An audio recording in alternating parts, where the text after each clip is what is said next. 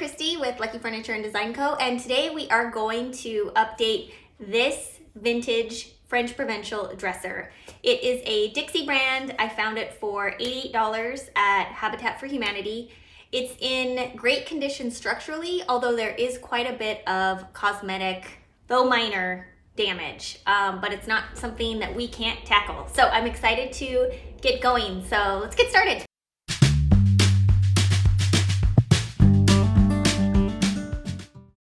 I started by thoroughly vacuuming and cleaning the inside and out with a degreaser, including the bottom. I used Crud Cutter, but there are a lot of different products out there that can be used.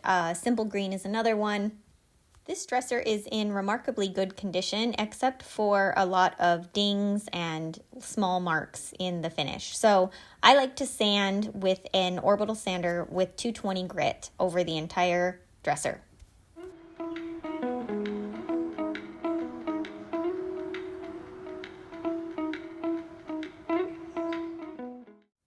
In addition to sanding the exterior surface of the dresser, I always like to check the drawer sides and see what is going on there. A lot of older dressers have well-made drawers, but the sides are rough. They're just rough wood. So I always like to go in and use the Orbital and do 220 grit and just sand each drawer side smooth, and then also just do the tops of each side just to make that finish smooth. If you will be spending so much time on the outside making it look beautiful, I do think it's well worth it to work on the inside as well, especially if you are selling it. But I just like knowing that the drawer sides are nice and smooth, especially when you can see, splinters on the side if you don't do that. This dresser had a small decoration on the top middle area. It was the only area on the dresser that had a decoration like that, and I just felt, because the handles are so ornate and large, that little decoration just wasn't really adding to it, and it was just too much. So I used a flathead screwdriver just to get underneath and pry it out. It was attached with just a small finishing nail that I will fill with wood filler. Fortunately, this dresser is in fantastic shape structurally. There's no major damage. The drawers slide in and out really easily, and the hardware is in great shape. However, there are a lot of cosmetic marks and dings, and the wood filling process can be quick or not, depending on how many of those you want to fill. So in this particular case, there are quite a few, and so I'm going to fill what I can. Most of these marks and dings are pretty minor, so wood filler will work. If there are larger gouges or dents or whatnot in the wood, I would look to using Bondo or an epoxy putty that works great for holes or more major repairs. After the wood filler is completely dry, I will go over it with my Orbital sander with a 220 grit and just sand and smooth everything out. After that, it's time to vacuum the entire piece again and get it ready for priming. I like to use a tack cloth to wipe any remaining dust off. You could also use a damp microfiber cloth. I know there are some refinishers out there who don't want to use the tack cloth because there is wax or beeswax on the cloth, and although it does pick up the dust, it can leave a residue on your furniture. I haven't run into that issue. I've been using them for a few years. I keep a light hand. I don't press really hard into the surface, and I have had success with them. For this project, I am going to roll the primer on versus spraying it. I'm using a shellac-based primer, Zinsser Bin. It's a go-to for me. However, it is harder to clean out of a sprayer. So I use the roller, it rolls great, and I do recommend it, especially if you're worried about bleed through. I do like to use my sprayer with water-based primer because it just gives a smooth finish, but the shellac primer with a foam roller works really well.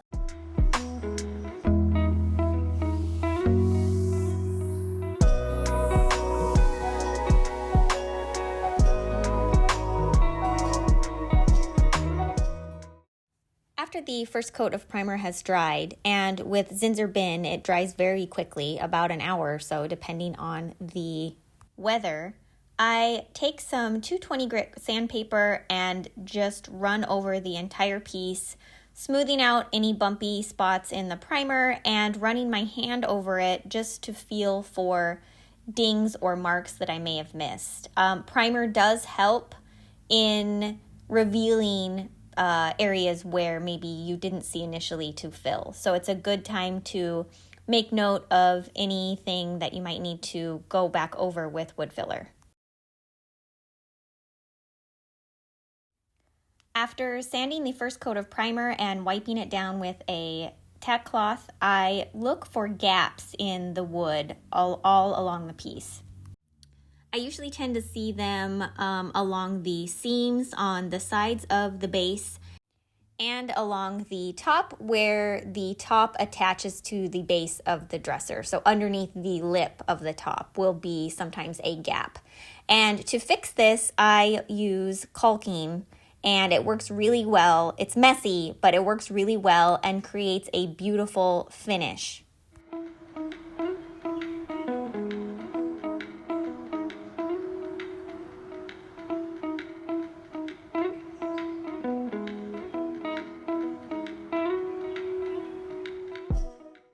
Just like after the first coat of primer, after the second coat is dry, I will run over the piece with 220 sandpaper, just making sure to smooth it out and get it ready for painting. Next up is vacuuming and tack clothing the entire piece. I vacuum every inch of the piece. So I make sure I get inside the base, I get underneath, I vacuum the back of it, and then just every inch of the drawers. For tack clothing, I go over the entire piece, again with a light hand, and just make sure that it is 100% clean and ready to paint. There are generally two ways to paint a piece of furniture with a paint sprayer. One is to put all of the drawers in, spray paint the entire piece, and then once dry, you pull out each drawer and paint the sides and top, those little detail areas of each drawer. The other way is to take the drawers out, paint them base, and then paint the drawers separately. For this piece and for most pieces that I paint with a sprayer, I tend to put the drawers in and spray it that way. Okay, it's time to paint finally, and I am looking forward to it, but it feels like the prep work took a really long time on this one, mostly because there were just a lot of little dings and marks in the dresser that I did my best to remove, but you know, you can't get them all, and that's part of the joy and frustration of vintage furniture, and also charm, because you know, that's just the territory. So the color I chose for this dresser is called October Mist. It's Benjamin Moore. I feel like I should have gone with a little bit darker green. It's definitely a green, but I'm worried that there's too much of a gray undertone, which isn't my favorite. It happens to be the 2022 Benjamin Moore Color of the Year, so that feels a little more encouraging. The color itself is pretty, and I think on a wall it would be perfection. I'm not sure how it's going to turn out on the dresser, so let's cross our fingers and see how it goes.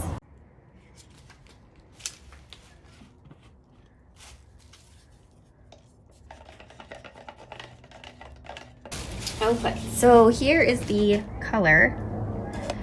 I can show you. So the top part is the dried, so it does dry a little bit darker, so maybe it will be amazing. I'm looking forward to seeing how it looks.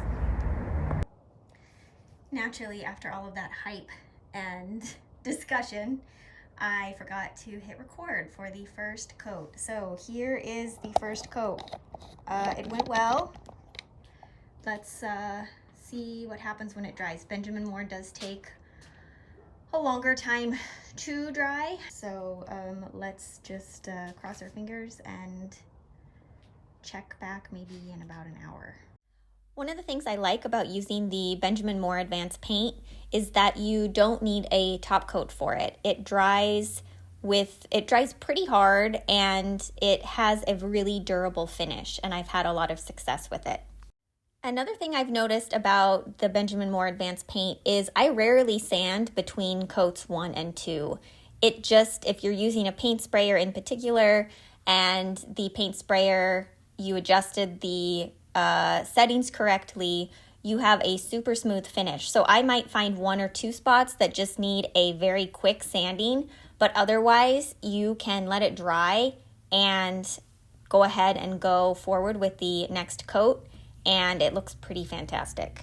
The major con with this paint is that it takes 16 hours to dry between coats. So essentially you need to wait overnight to paint another coat, which can cause some delays in your workflow, and you really just sort of have to plan ahead and plan for that in your process. I will usually do 2 coats of paint for these details for painting the drawer sides and tops.